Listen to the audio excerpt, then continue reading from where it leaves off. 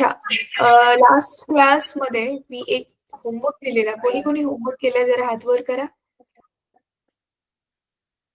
Homework कोणी कोणी केलाय हात वरती करा. मोठा हात वर करा म्हणजे मला तुमचा हात दिसेल. कोणीच नाही केलं होमवर्क? हं? बॉयज Surakshana म्हणून ma'am, can you brief them before you start the class that number of chapters which is going to come in the unit test and how much we have taught them so far? So if you can brief them and how to prepare for the test. So if these three things, if you can start with. Okay. ठीक आहे. Over to you. Thank you. मुलांनो मला एक गोष्ट सांगा. तुमची आता unit taste झाली आहे, की आता मला जेवढं माझ्या कनेक्शनमध्ये जी तुमच्या सारख्या स्कूलमधली जी मुलं आहेत, म्हणजे महाराष्ट्र स्टेट बोर्डची, त्यांची एक्झाम 18 तारखेपासून वगैरे अशी आहे. तुमची एक्झाम पण 18 पासूनच आहे का? की तुमची मागे-पुढे आहे, की ऑलरेडी झाली? की जरा कोण सांगेल पुढे येऊन?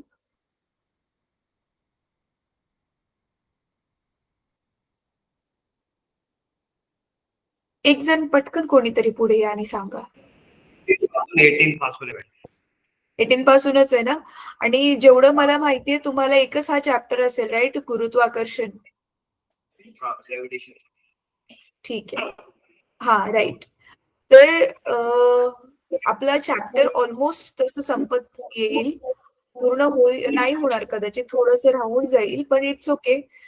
एक्झामसाठी ज्या गोष्टी इम्पोर्टंट आहेत, त्या मी तुम्हाला ऑलरेडी होमवर्कमध्येच देत आलेली आहे. आणि परत अजून एकदा व्यवस्थित सांगेल तुम्हाला, की बुकमधून कोणकोणते टॉपिक्स व्यवस्थित करायचे, ज्याच्यावर आधारित तुम्हाला क्वेशन्स येऊ शकतात. ठीक आहे?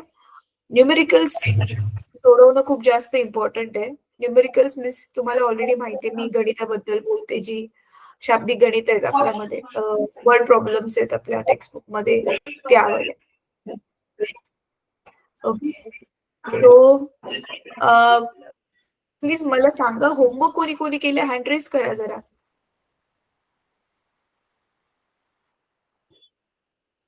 मुलांनो जर तुम्ही होमवर्क नाही केला ना, तर तुमची रिव्हिजन नाही होऊ शकणार. आणि रिव्हिजन का करायची असते? लक्षात राहण्यासाठी व्यवस्थित, राइट? आपण जे शिकतोय फिजिक्समध्ये आता 9वी शिकलो, आता 10वी जे शिकतोय, आपल्या नॉर्मल डे टू डे लाईफमध्ये आपण ते वाले वर्ड्स यूज नाही करत खूप वेळा. म्हणजे आपल्या आसपास त्या घटना घडत असतात, पण लँग्वेज आपण ती नाही यूज करत, जी आपण फिजिक्समध्ये यूज करतो. तर तुम्ही विसरून जाणार जर रिव्हिजन नाही केली तर. सो प्लीज तुम्ही होमवर्क वेळेवरती करा. ठीक आहे? चला, तर लास्ट क्लासमध्ये आपण जी साठी एक्सप्रेशन काढलेलं, करेक्ट? जीचा फॉर्म्युला काढलेला आपण. आता त्यालाच आपण कंटिन्यू करणार आहोत. पुढे त्या जीचा काय यूज आहे? तर लास्ट क्लासमध्ये मी gravitational force of earth explain केलेला. ॲक्सेलरेशन ड्यू टू ग्रॅव्हिटी म्हणजे स्मॉल जी ची व्हॅल्यू आपण काढलेली. राइट? आय होप तुम्ही ते कॅल्क्युलेशन्स मी जे सांगितलेले ते कंप्लीट केले असतील आणि ते कॅल्क्युलेशन्स करून मग तुम्हाला जी व्हॅल्यू मिळालेली आहे ती टेक्स्टबुक मध्ये जेवढी दिलेली value 9.77 metre per second square, exactly same value तुम्हाला पण मिळालेली आहे. I hope so. राइट? त्याच्यानंतर ना आता आज जो आपण टॉपिक घेणार आहे तो खूप सिंपल आहे आणि इंटरेस्टिंग पण आहे. ठीक आहे? आजचा टॉपिक मी चालू करेल त्याच्या आधी मला एक क्वेश्चन तुम्हा सगळ्यांना विचारायचा आहे.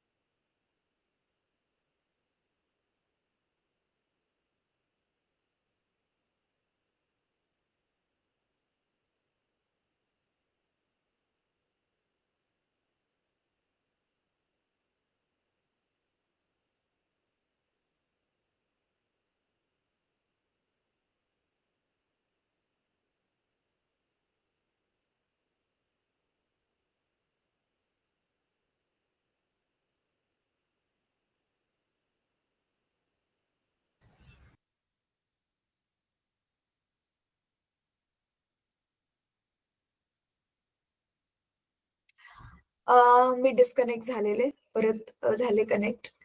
अच्छा, तर मला हा क्वेश्चन विचारायचा आहे तुम्हा सगळ्यांना. खूप इंटरेस्टिंग क्वेश्चन आहे, पण विचार करून आन्सर द्या. तुमच्यापैकी किती जणांना, नीट ऐका हा, तुमच्यापैकी किती जणांना तुमचं स्वतःचं वजन माहिती आहे? वजनला मी इंग्रजीमध्ये वेट म्हणेल. सगळ्यांना माहिती आहे? तुम्हाला माहिती आहे तुमच्यापैकी कोणालाच तुमचं वजन म्हणजे वेट माहिती नाहीये. खाली घ्या हात. तुम्हाला जे माहिती आहे ते तुमचं मास आहे. मास म्हणजे तुमचं वस्तुमान आहे.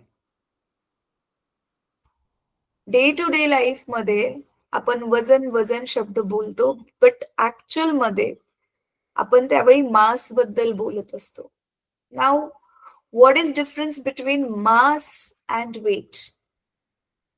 आधी आपण ते बघूयात. ठीक आहे, आज आपण ते बघणार आहोत आणि आज तुम्ही तुमचं जे आहे ते वेट काढायला पण शिकणार आहात. पण त्याआधी ना मी तुम्हाला एक खूप असं ब्युटिफुल ना व्हिडिओ दाखवणार आहे. त्या व्हिडिओमध्ये काय आहे, त्या व्हिडिओमध्ये काय आहे ते तुम्हाला मला जरा नंतर ना सांगायचंय. मला बघायचंय की तुम्हाला किती. ठीक आहे, तुम्ही ऑलरेडी इंग्लिश मीडियम मधूनच आहात. तो व्हिडिओ पण इंग्लिश मधून आहे, पण तो व्हिडिओ त्याच्यामध्ये जे एक्सप्लेन केले ते तुम्हाला थोडंफार समजलं, नाही समजलं तरी काय हरकत नाही. पण हा, त्या चित्रामध्ये काय काय दिसते, व्हिडिओचं जे चित्रीकरण आहे त्या चित्रांमध्ये काय काय दिसते ते तुम्ही मला व्यवस्थित सांगणार आहात. ठीक आहे, तर चला मी व्हिडिओ मला काही सेकंड्स द्या, व्हिडिओ चालू करते मी.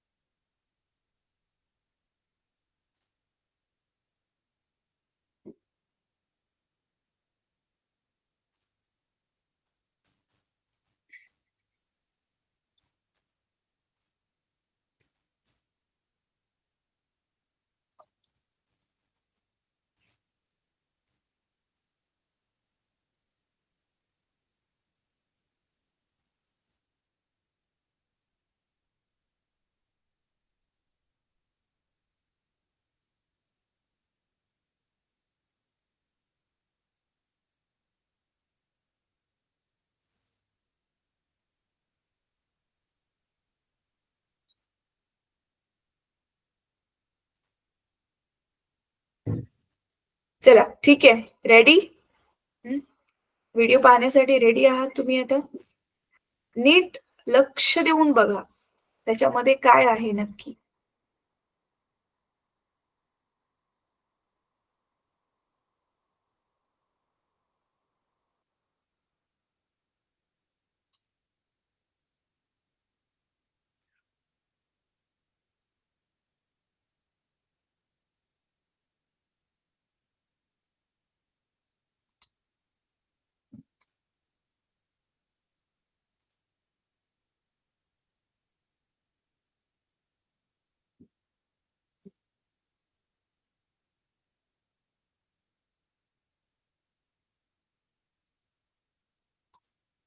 This is NASA's Space Power Facility near Cleveland, Ohio, and it is the world's biggest vacuum chamber.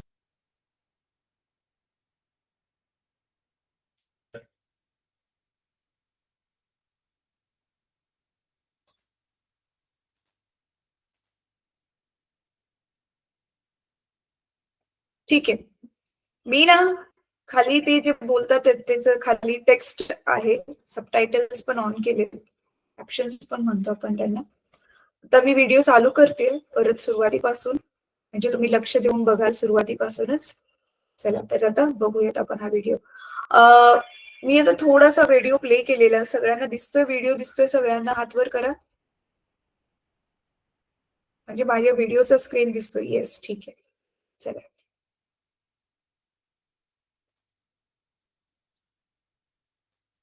kind of got an eccentric construction, which is part of its history. It was built in the 1960s as a nuclear test facility to test nuclear propulsion systems, and that meant that they built it out of aluminium to make the radiation easier to deal with.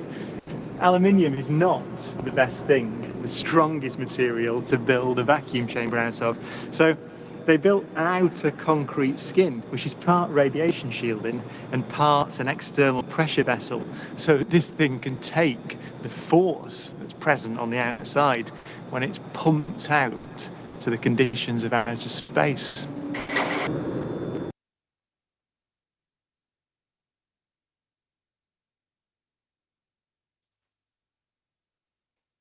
Okay, इथे तुम्ही बघू शकता की थोडंसं समजलंच असेल तुम्हाला. जसं आपलं भारतामध्ये इस्रो आहे. इस्रो काय आहे? Indian space research organisation, right? ज्या ऑर्गनायझेशननेच चंद्रयान लॉन्च केलेलं, आणखी पण खूप सारे सॅटेलाइट्स आपल्या स्पेसमध्ये लॉन्च केलेले होते, राईट? सेम वे युएसचं जे ऑर्गनायझेशन आहे स्पेस रिसर्च वालच, त्याचं नाव आहे नासा, NASA, ठीक आहे? तर ते हे नासाच्या चेंबरमध्ये हा जो माणूस आहे तो व्हिजिट करायला गेलाय. Vacuum chamber means what? की तिथली सगळी हवा काढून घेतली जाते. आता जिथे बघा हवा आहे त्यावेळी गॅलिलिओची जी एक्सपेरिमेंट होती ती सिंपल यांनी केली की काय, एक हुकला 2 ऑब्जेक्ट्स त्यांनी अडकवले, 2 वस्तू लावलेल्या आहेत. एक लाईट वेट आहे म्हणजे एक हलकी आहे आणि दुसरी जी आहे ती हेवी आहे. तर इथे जे थोडी जाड वस्तू जी आहे तो बॉल आहे आणि हलकी वस्तू जी आहे ती पिसं आहेत. दिसतात आहेत तुम्हाला ती हलकी फुलकी उडणारी पिसं आहेत. मग ज्यावेळी ह्या व्हॅक्यूम चेंबर मध्ये हवा अस्तित्वात आहे, एअर इज प्रेझेंट, ऑब्व्हियसली हवेमुळे ती पिसं इकडे तिकडे उडून गेली आणि फक्त बॉलच खाली येऊन आदळला. आता ज्यावेळी व्हॅक्यूम क्रिएट केलं जातं, व्हॅक्यूम म्हणजेच तुम्हाला माहिती निर्वात, त्यावेळी ही पूर्ण हवा शोषून घेतली जाईल, काढून घेतली जाईल. आणि मग पुढे काय होतंय ते आता तुम्हाला बघायचं. पुढचा पार्ट जास्त इंटरेस्टिंग आहे, बघा.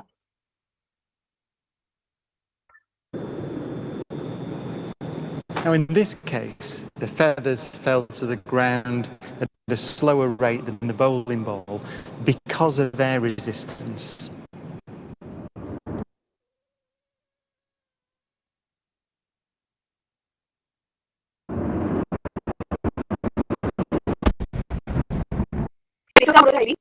हवेच्या रेझिस्टन्समुळे. रेझिस्टन्स मीन्स तुम्हाला ऑलरेडी माहिती आहे की फ्रिक्शन तुम्ही हे केलेलं, स्टडी केलेलं क्लास 8 मध्ये. तर पंखावरती हवा पण काय करते, बल लावते, त्याच्यामुळे ते पंख लाईट वेट आहेत तर ते उडाले. बॉलवरती पण हवा लावते, फोर्स रेझिस्टन्स अप्लाय करते, पण बॉल थोडा हेवी आहे त्याच्यामुळे त्याच्यावरती त्याचा कमी फरक पडला, ह्याच्या पंखांवरती जास्त फरक पडला.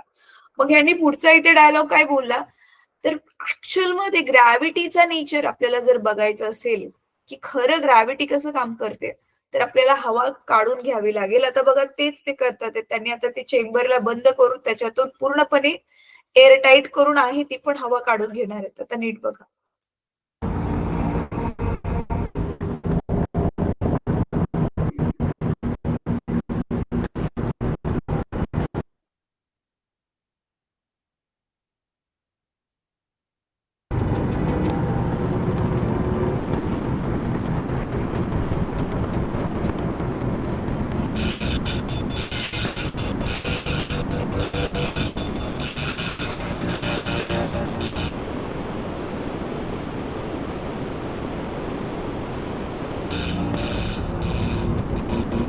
It takes 3 hours to pump out the 800,000 cubic feet of air from the chamber.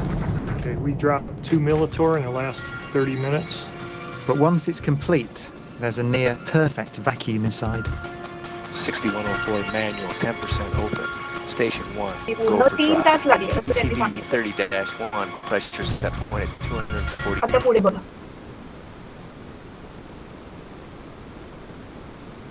psi. We are go for drive.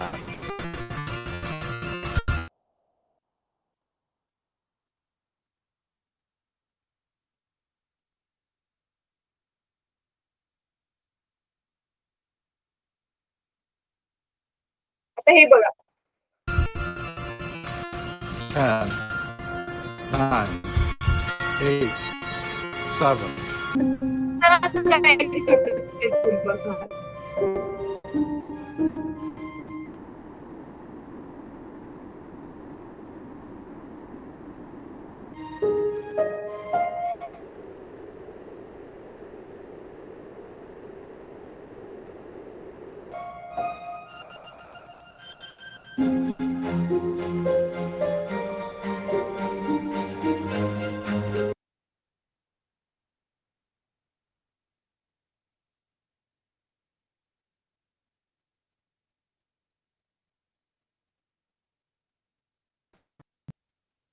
चला, आवडला त्याच्यामध्ये समजला पण व्हिडिओ थोडा थोडा तरी ऍटलिस्ट काय घडतंय ते आणि आवडला पण. हात वरती करा जरा त्याला तुम्ही. कॅमेरा तुमचा ना ऑफ आहे मुलांनो, की मलाच नाही दिसत आहे काय कळेल ना.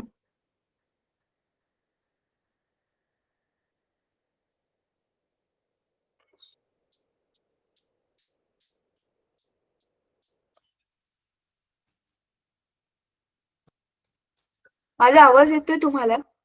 तुमचं माईक पण म्यूट आहे, कॅमेरा पण ऑफ आहे, तर मला कसं कळणार काय चाललंय. सो तुम्ही बघितलं ह्या व्हिडिओमध्ये किती ब्युटिफुली दोन्ही पण पंख आणि बॉल एकत्र खाली सोबत सोबत सोबत सोबत आले आणि एक साथ आदळले खाली. तर असं तुम्ही कधी बघितलं नसेल दैनंदिन जीवनामध्ये, राईट. तर आता इथे इवन ना त्यांनी एक साधारण आपला हे घेतला असता, बलून घेतला असता, थोडीशी हवा भरलेला बलून जरी घेऊन त्याला जरी सोडलं असतं तर तुम्हाला माहितीये की बलून जो आहे वरती उठतो. Hello hello madam, network issue येतोय. नेटवर्क इश्यू येतोय. अच्छा, कॅमेरा ऑफ राहू द्या पण माईक ओपन ठेवा मग. ठीक आहे. हा, थोडा वेळ जोपर्यंत नेटवर्क इश्यू आहे.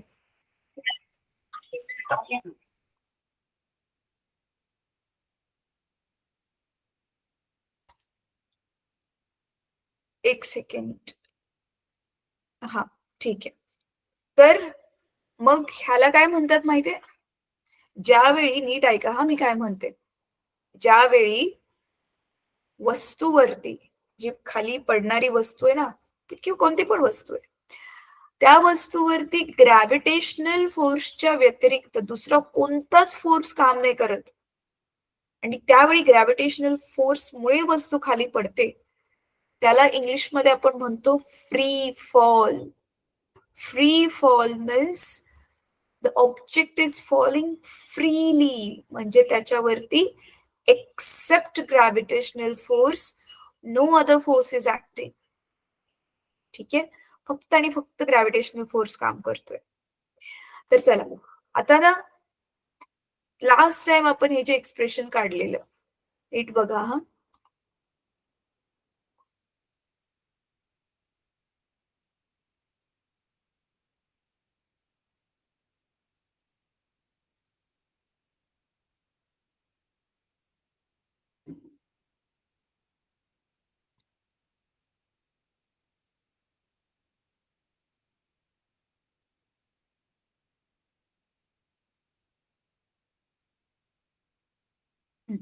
माझा व्हाईट बोर्ड आता तुम्हाला दिसत असेल. ठीक आहे, तर लास्ट टाइम आपण जे एक्सप्रेशन काढलेलं जी साठी, आय होप यू रिमेंबर, तर त्याच्यामध्ये आपण काय बघितलेलं, जी ची व्हॅल्यू काय होती नीट बघा. जी साठी जे आपण एक्सप्रेशन काढलेलं, it was like small G is equal to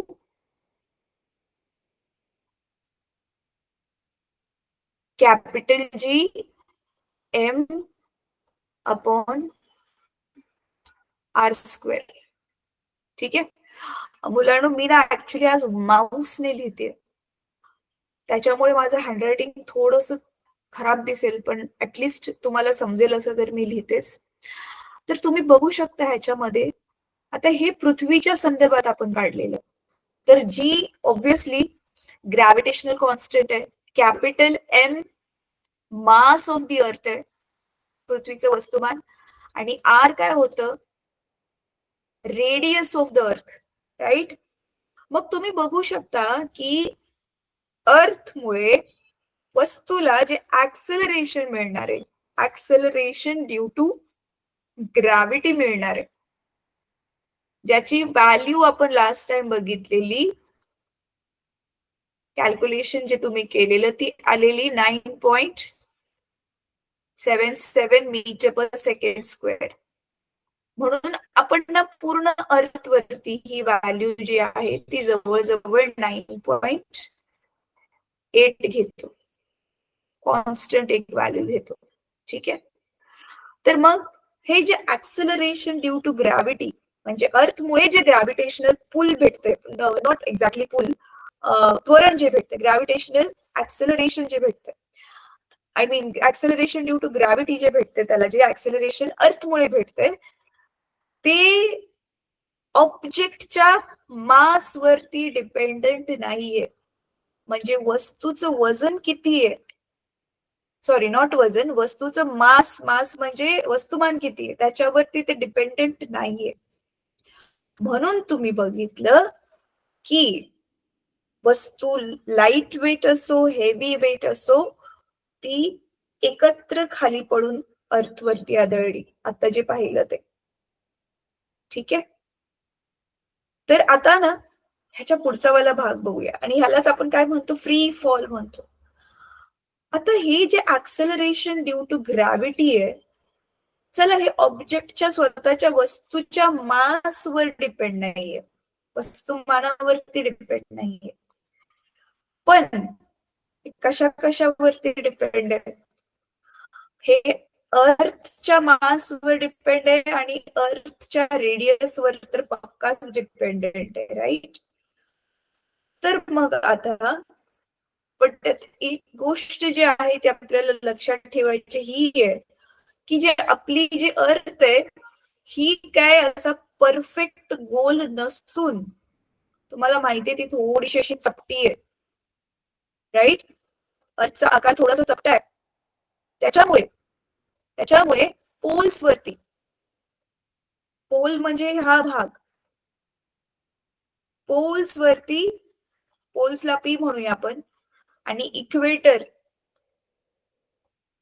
ह्याच्यामध्ये अर्थची जी रेडियस आहे ती चेंज होते ऑब्विसली. तर नीट बघा आता, इथे जर आपण अर्थचं सेंटर घेतलं तर ही रेडियस जास्त असेल आणि पोल पासून अर्थची रेडियस जी आहे ती कमी असेल. आता नीट बघा मग, ही इक्वेटरची जर रेडियस, इक्वेटर पासून जी इक्वेटर साठी असणारी जी रेडियस आहे ती जास्त आहे, मग ती जास्त किंमत आपण छेदामध्ये ठेवतोय, मग छेदाची किंमत वाढते आणि त्या छेदाच्या वाढलेल्या किमतीचा पण इथे स्क्वेअर आहे, त्याच्यामुळे ओव्हरऑल काय होतोय, छेद खूपच जास्त मोठा होतोय. कधी, ज्यावेळी आपण इक्वेटर बद्दल बोलतोय. तर म्हणजे मला काय म्हणायचंय नक्की, की इक्वेटर वरती आपण जर जी ची व्हॅल्यू काढली तर ती व्हॅल्यू कमी येते, ती व्हॅल्यू काय आहे, लेस. का बरं, बिकॉज इथे अर्थची रेडियस जास्त आहे. सिंपल आहे ना रे. अर्थच्या सेंटर कडे ग्रॅव्हिटेशनल फोर्स आहे, सेंटर कडे वस्तू खेचली जाते.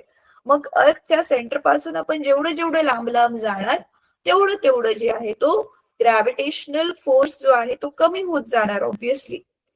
आणि इथे आर ची व्हॅल्यू कमी असल्यामुळे, म्हणजे इथे डिनॉमिनेटर कमी असल्यामुळे जी ची व्हॅल्यू कंपॅरेटिव्हली आपल्याला जास्त मिळेल. आता सोप्या भाषेत सांगायचं म्हटल्यावरती, आता जी ची व्हॅल्यू इकडे कमी आहे, पोल वरती जास्त आहे. आता इकडे किती आहे तर नीट बघा, मी सांगते. जी म्हणजे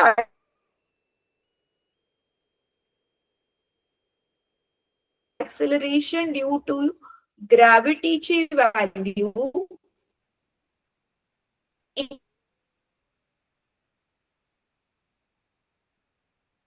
इक्वेटर वरती आणि पोल्स वरती ते एक्झॅक्टली सायंटिस्ट लोकांनी ती इक्वेटर वरती किती आहे आपल्या अर्थची रेडियस आणि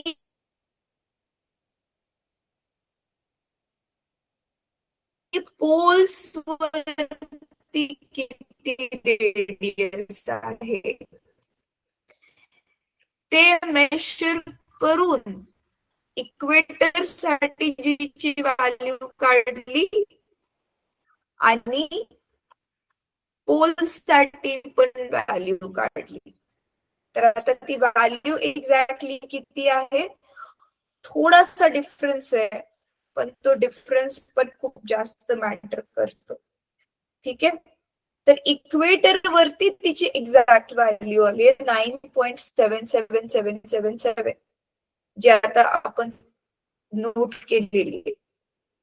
तर ती इक्वेटर वरती किती आहे मी इथे लिहिते, इथे ती व्हॅल्यू आहे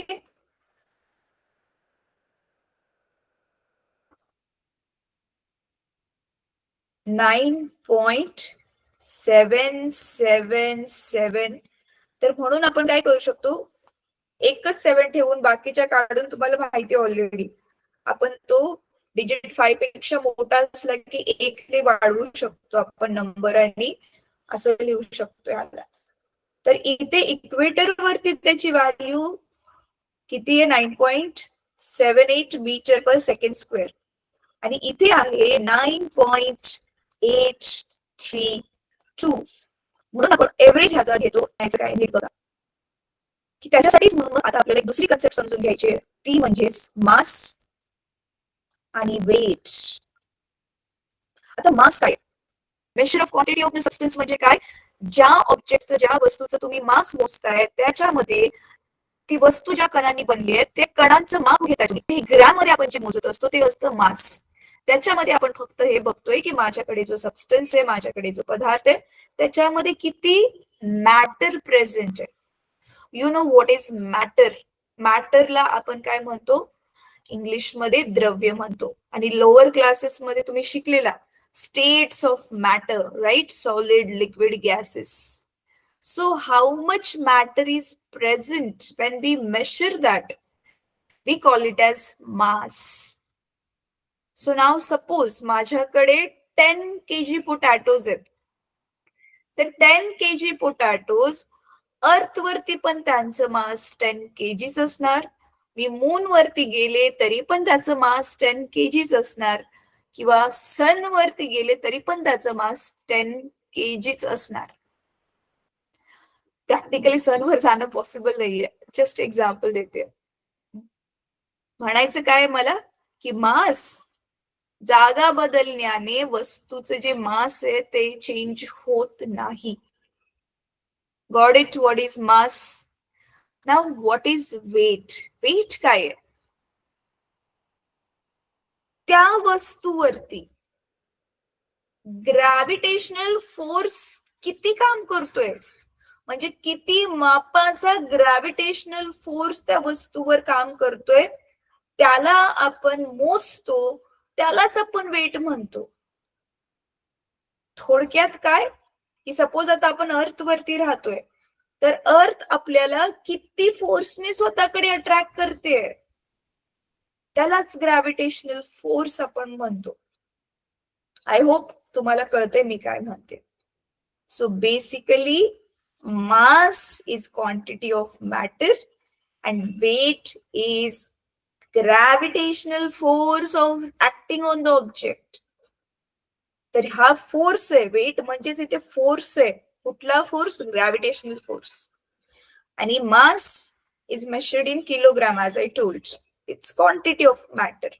तर म्हणून मी तुम्हाला म्हटलं की तुम्हाला तुमचं मास माहितीये, तुम्हाला तुमचं वेट माहिती नाहीये. अच्छा, मुलांना जर पॉसिबल असेल तर आता परत एकदा ट्राय करा ना कॅमेरा ऑन करायला. नेटवर्क थोडंसं स्टेबल झालं असेल आता. कॅमेरा ऑन करा प्लीज.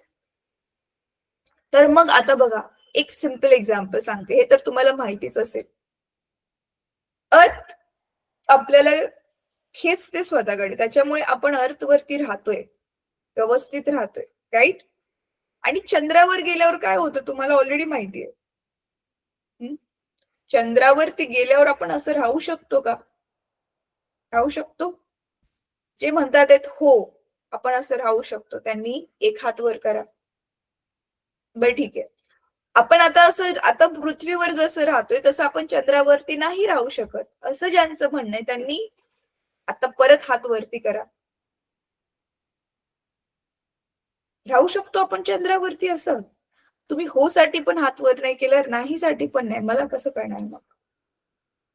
परत एकदा मी क्वेश्चन रिपीट करते. ज्यांचं म्हणणं असं आहे की आपण जसं नॉर्मली आता पृथ्वीवरती राहतोय, अर्थवरती राहतोय, चालू शकतो, राहू शकतो, बसू शकतो, तसं चंद्रावरती पण आपण वॉक करू शकेल, चालू शकेल, बसू शकेल, असं ज्यांना वाटतं त्यांनी हात वरती करा.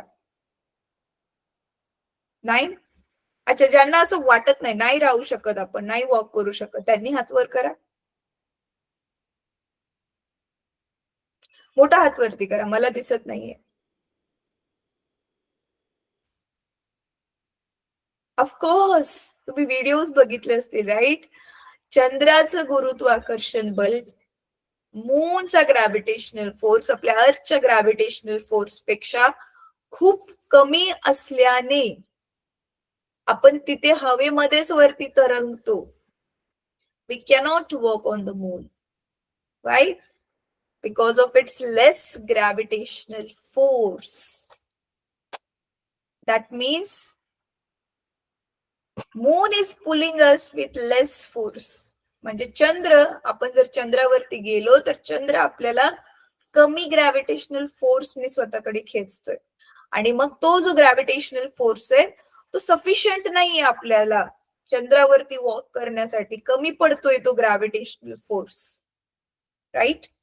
तो ग्रॅव्हिटेशनल फोर्स जो आपण मोजतोय तेच इथे आपलं काय आहे, वेट आहे. तर मग वेटचा काय फॉर्म्युला आहे? वेट आणि मास मध्ये एक रिलेशन आहे. सपोज आपण मास, एम फॉर मास, ह्याला एम ने नाव दिलं, तर आपलं वेट म्हणजेच मी काय म्हंटल, वेटला आपण डब्ल्यू म्हणूया. आणि वेट म्हणजेच इथे ग्रॅव्हिटेशनल फोर्स आहे.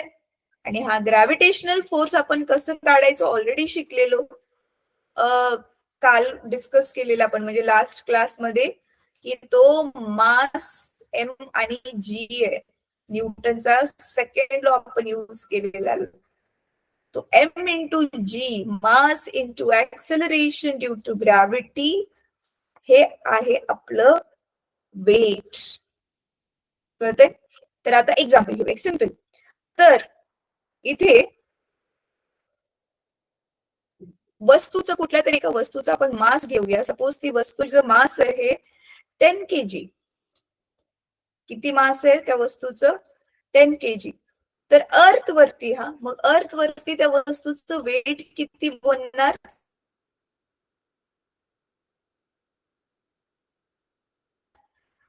10 इंटू 10 मास झालं.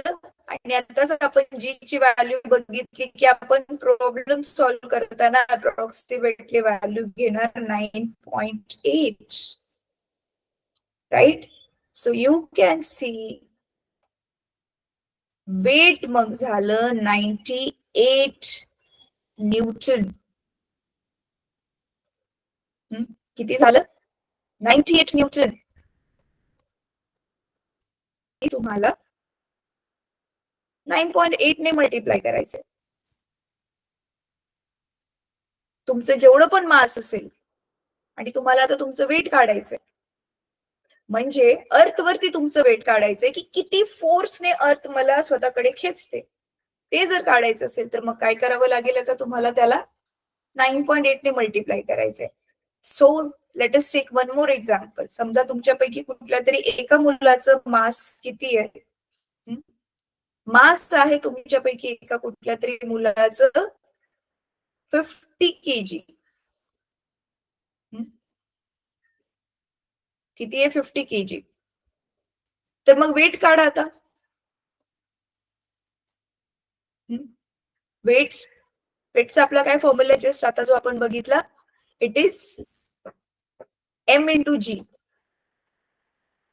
फॉर्म्युला किती आपला? m इंटू जी, म्हणजे mass into acceleration due to gravity. So mg. So substitute value. Mass is 50. G is 9.8. So multiply करा.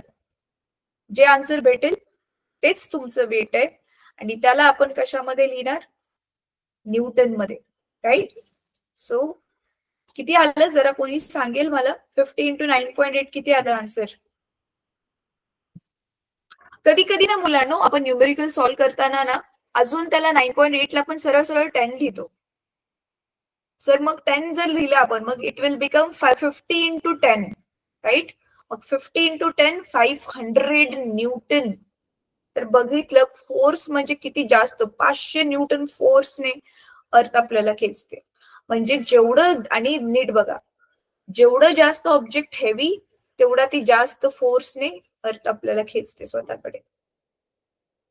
आय होप तुम्हाला समजलं मी काय म्हणते. ठीक आहे, तर आता मी तुमचं टेक्स्टबुक शेअर करते की आज आपण काय काय. टेक्स्टबुक शेअर करायच्या आधी आता खूप महत्वाची गोष्ट, आजचा तुमचा पहिला होमवर्क. तुम्हाला काय करायचंय? मास आणि वेट मधला डिफरन्स लिहायचा. मास काय असतं, वेट काय असतं, त्याचा डिफरन्स लिहायचा, त्याचा तुम्हाला फरक लिहायचा. सो मुद्दे मी सांगते 1 2 3 4 करून, ते नीट तुम्हाला लक्षात ठेवून टेक्स्टबुकची पाहिजे तर नंतर हेल्प घ्या आणि प्रॉपरली कॉलम बनवून डिफरन्स लिहायचा. So number 1 point, definition. What is mass and what is weight? We will write that in first point. First one, mass is the quantity of matter present in the object, in an object. And what is weight? It's the gravitational force acting on an object. It's measure of gravitational force acting on an object. पहिला point, simple. Second point आता नीट बघा, खूप सारे point actually याच्यात लिहू शकतो मी, सगळेच सांगते तुम्हाला एक एक करून. मास इज स्केलर क्वांटिटी, तिला दिशेची गरज नाहीये. But weight is vector quantity, because force आहे ना तो, वेट म्हणजेच फोर्स आहे. एका पर्टिक्युलर दिशेने अर्थ खेचते, किंवा दुसरा कुठे ग्रहावरती गेलो आपण, प्लॅनेटवर गेलो तर तो प्लॅनेट पण एका पर्टिक्युलर दिशेने खेचणार आहे. So that's why weight is vector quantity. So now आता whenever we talk about scalar and vector, तर एक पॉइंट बघा कॉमन असतो सगळ्यांमध्ये, कुठली पण स्केलर क्वांटिटी कधीच 0 नाही असू शकत आणि ते नेगेटिव्ह पण नाही असू शकत. So we will write mass is never 0 or negative, but weight मध्ये it can be 0, negative and positive, right? म्हणजे मला काय म्हणायचंय, माझ्याकडे एक दगड आहे समजा 5 किलोचा, 5 kgचा. तो दगड मी अशा कुठल्या तरी ग्रहावरती घेऊन गेली की त्या ग्रहावरती गुरुत्वाकर्षण बलच नाहीये, तो ग्रह खेचतच नाहीये स्वतःकडे कोणाला, असं आपण एक्झाम्पल घेतोय. तर ऑब्व्हियसली मग तिथे काय होणार, वेट 0 होऊन जाईल, कारण तिथे जी 0 होऊन जाईल. खेचतच नाहीये ना तो स्वतःकडे, अट्रॅक्टच नाही करत आहे, तर जी 0 होऊन जाईल.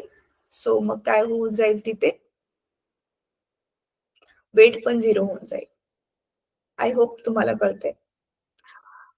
देन आता हे निगेटिव्ह कसं होतं, कधी होतं, ते पण आपण पुढे बघणार आहोत, स्पेशली गणित सोडवताना, न्यूमेरिकल सॉल्व्ह करताना. तर 3 पॉइंट्स झाले, 2 पॉइंट झाले, डेफिनेशन झाली आणि दुसरं स्केलर वेक्टर झालं. तिसरा पॉइंट पण झाला की मास cannot be 0 or negative, weight can be 0, negative, positive. 3 point झाले. चौथ्या पॉइंट मध्ये आपण काय लिहू शकतो, mass is measure in kilogram, weight is measure in newton. त्यांचे युनिट सांगितले आपण. ठीक आहे. 5वा खूप महत्वाचा point, mass of an object will never change from place to place. एका जागेवरून दुसऱ्या जागेवर गेल्यावर त्या ऑब्जेक्टचं मास नाही चेंज होणार. But what about weight? Weight will change depending on की त्या जागेवरती ग्रॅव्हिटेशनल फोर्स किती आहे. Weight will keep on changing from place to place. ते कॉन्स्टंटली चेंज होत राहील जसं जसं आपण जागा बदलत चाललो. ठीक आहे. मग आता परत इथे महागारी ह्या टॉपिक वरती येऊया जे मी तुम्हाला एक्सप्लेन करणार होते. की समजा खूप ब्युटिफुल एक्झाम्पल आहे बघा. आता नीट बघा. आपण आता काय केलं की मी नीट बघा हा. मी काय केलं इथे ना 2 किलो 2 kg 2 किलो मी तोळा पण नाही बघा मी किलो बद्दल बोलते. समजा मी इथे इक्वेटर वरती पृथ्वीच्या इक्वेटर वरती जे देश आहेत समजा तिथे जाऊन मी 2 किलो सोनं विकत घेतलं आणि ते सोनं मी इथे पोल वरती जे देश आहेत त्यांना जाऊन विकलं तर माहिती ह्या 2 किलो सोन्याचं इथे वजन जास्त वाढेल. राईट. वजन तिथे जास्त वाढेल जर मी वेट मेजर केलं तर. आणि मग मला प्रॉफिट होईल. राईट. पण येस जर तिथे वेट मेजर केलं तरच बर का. मास तर कॉन्स्टंटच राहणार आहे. 2 kg त्याचं मास आहे ते 2 kg तसंच्या तसं राहणार आहे. पण वेट चेंज होईल. तर बघा 2 kg इथे वेट किती होईल. 2 गुणिले 10 करूया आपण ह्या 9.8 च्या ऐवजी आपण 10 घेऊया इझी कॅल्क्युलेशन सध्या करण्यासाठी. मग इथे ऍक्च्युली 2 kg वेट किती होईल 20 न्यूटन. एक्झॅक्टली थांबा. इथे आपल्याला ना हे घ्यावं लागेल इक्वेटर वाली व्हॅल्यू घ्यावी लागेल. येस. तर 2 kg ला आपण 9.78 ने मल्टिप्लाय केल्यावरती जे आन्सर येईल आणि त्याच 2 kg ला 9.832 ने मल्टिप्लाय केल्यावरती जे आन्सर येईल ते इथे न्यूटन मध्ये असेल. तर ऑब्व्हियसली इथे जास्त वेट येईल आपलं पोल वरती. म्हणजे मी काय म्हणू शकते शॉर्ट मध्ये की पोल वरती पृथ्वी आपल्याला जी आहे ती जास्त खेचते स्वतःकडे आणि इक्वेटर कडे तो खेचण्याचा जो फोर्स आहे तो जरा जो आहे तो आपण कमी एक्सपिरियन्स करतो. ठीक आहे. आय होप तुम्हाला इथपर्यंत समजले मी काय म्हणते. ठीक आहे. तर आतापर्यंत आपण काय बघितलं. एक तर बघितलं फ्री फॉल काय आहे. What is free fall? When object is falling due to the action of gravitational force only and no other force is acting. Gravitational फोर्सच्या व्यतिरिक्त दुसरा कुठलाच फोर्स ऑब्जेक्टवर काम नाही करत आहे आणि तेव्हा ज्यावेळी वस्तू खाली पडते त्याला आपण मग काय म्हणतो फ्री फॉल. नंतर आपण बघितलं मास आणि वेट मध्ये काय डिफरन्स आहे आणि वेट कसं कॅल्क्युलेट करायचं ते बघितलं आपण. आणि म्हणून मग नंतर आपण बघितलं की अरे मग त्या कॉन्सेप्टमुळे आपल्या अर्थ वरती इक्वेटर वरती जी ची व्हॅल्यू कमी आहे पोल्स वरती जी ची व्हॅल्यू जास्त आहे. म्हणजे इक्वेटर वरती राहणाऱ्या लोकांना अर्थ थोडं कमी बलाने स्वतःकडे खेचते पण पोल्स वरती राहणाऱ्या लोकांना किंवा वस्तूंना ती जास्त बलाने खेचते जास्त फोर्सने ती स्वतःकडे खेचते. ठीक आहे. तर चला आता मी टेक्स्ट बुक शेअर करते तुमचं 1 मिनिट.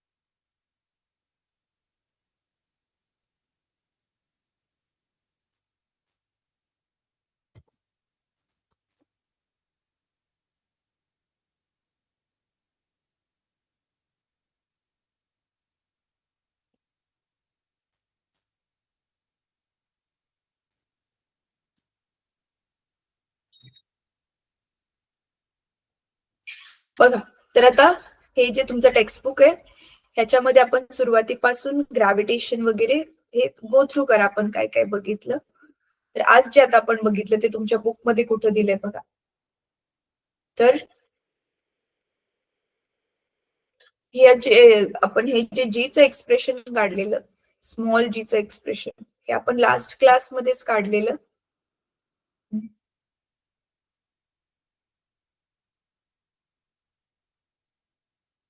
हे एक्सप्रेशन मी म्हणते, हे बघा, ही जी ची व्हॅल्यू 9.77 ही आपण लास्ट क्लासमध्येच काढलेली.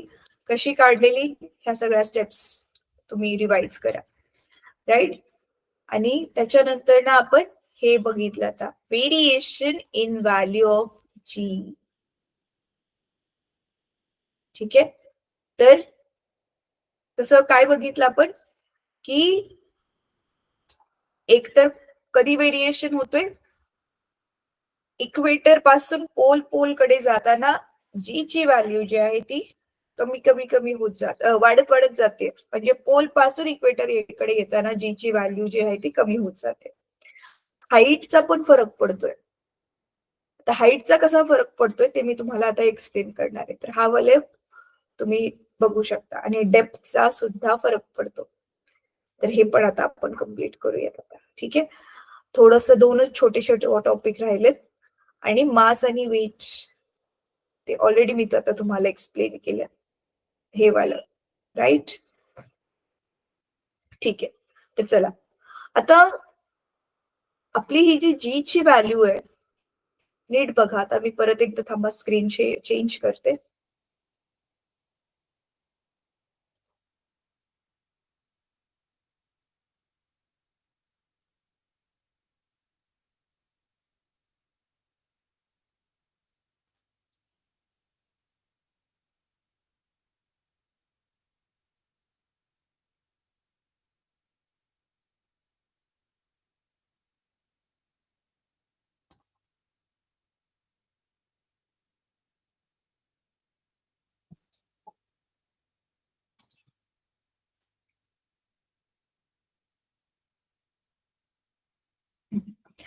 अच्छा, एक मिनिट, मी हे सगळं मुजवते जे मला नको येते.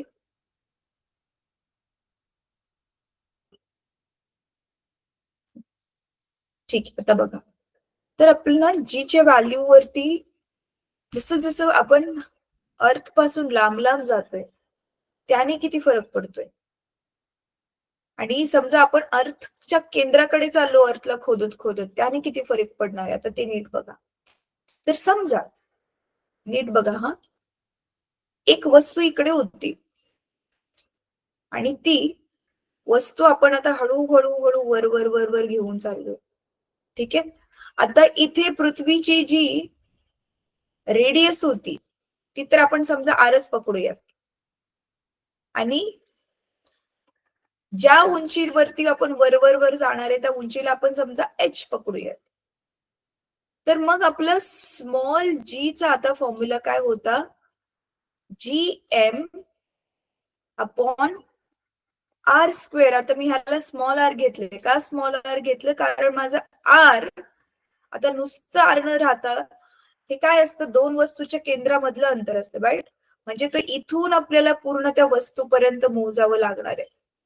म्हणून मग हे स्मॉल आर ऍक्च्युली आता काय बनेल, ते दोघांची बेरीज बनेल. कोणत्या दोघांची,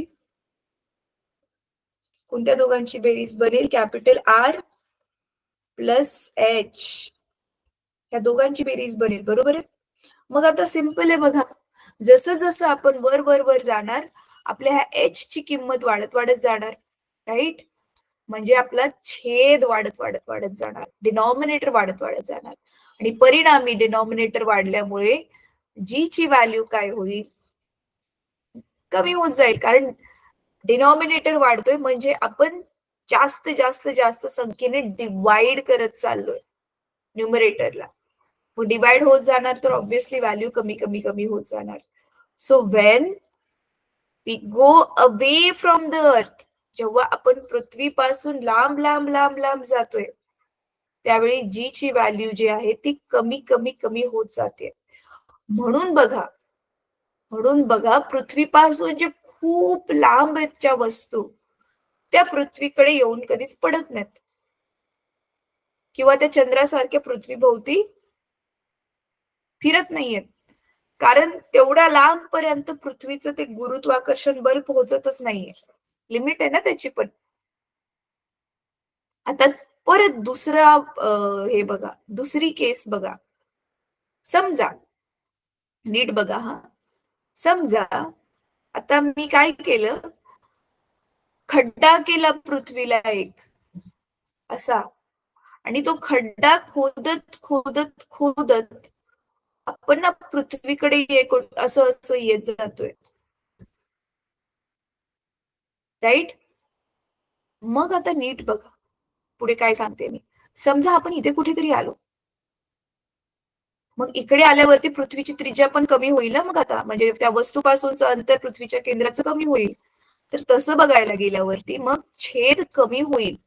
छेद कमी झाल्यावरती मग जी ची किंमत वाढायला पाहिजे, राईट. पण तसं नाही होत. तरी पण पृथ्वीच्या साठी जी ची किंमत कमीच होते. असं का बरं? अंतर तर कमी झालं, अंतर कमी झालं, पण मग आता पृथ्वीचं जे हे मास आहे, कॅपिटल एम, ते आपण पृथ्वीच्या फक्त एवढ्याच भागासाठी मोजणार, जेवढ्या भागापासून ते गोल आपण बनवू, जे ते वस्तू आहे. मग मास पण कमी झालं ना, मग अंतर जसं जसं कमी होत जाते, त्याच्या जास्त पटीने पृथ्वीचं जे मास आहे ते जास्त कमी होत जाते. म्हणजे ज्यावेळी आपण पृथ्वीच्या केंद्राकडे जातोय, हे डिनॉमिनेटर पण कमी होत जातोय, पण न्यूमरेटर सुद्धा कमी होत जातोय. आणि न्यूमरेटर जो कमी होतोय तो जास्त प्रमाणात कमी होतोय. त्याच्यामुळे परिणामी काय होते, जी ची व्हॅल्यू जी आहे ती खाली खाली जाते, म्हणजे कमी कमी होत जाते, जसं जसं आपण डीप डीप डीप पृथ्वीच्या सेंटरकडे जाऊ. So what is moral of the story? पृथ्वीच्या सरफेस वरून वरती गेल्यावरती पण जी कमी होतोय, खाली खाली गेल्यावरती पण जी कमी होतोय. So value of G is maximum on the surface of the earth. I'm repeating once again. Value of this G is maximum on the surface of the earth. Easy? ठीक आहे. तर चला आता आपण इथे आपला क्लास थांबूयात. आजच्यासाठी तुम्हाला पहिला होमवर्क हा आहे, मास आणि वेट ह्याच्यामधला डिफरन्स लिहायचा आहे. तुमचं स्वतःचं वेट कॅल्क्युलेट करा, हा सेकंड होमवर्क आहे तुम्हाला. ठीक आहे. आणि त्याच्यानंतर ना तिसरा छोटा होमवर्क हा घ्या, एका क्वेश्चनचा आन्सर लिहा. What is free fall? I have explain you already, पण ते तुम्ही व्यवस्थित लिहून काढा. What is free fall? ठीक आहे. तर चला, आय होप आज मी तुम्हाला जे शिकवलंय ते सगळ्यांना समजलंय. आणि जर नसेल समजलं मुलांना, आणि इव्हन जरी समजलं असेल तरी पण कमीत कमी परत एकदा ना व्हिडिओचा रेकॉर्डिंग नक्की बघा, कारण ज्यावेळी आपण सेकंड टाइम कोणती गोष्ट करतो ना, त्यावेळी ती जरा जास्त समजते, मग तुम्हाला ते कधी विसरायला नाही होणार. सो रेकॉर्डिंग पक्का बघा आणि होमवर्क करा तुमच्या नोटबुक मध्ये. ठीक आहे. तर चला, आजचा क्लास इथे संपूया आपण आता परत भेटूया. Thank you so much.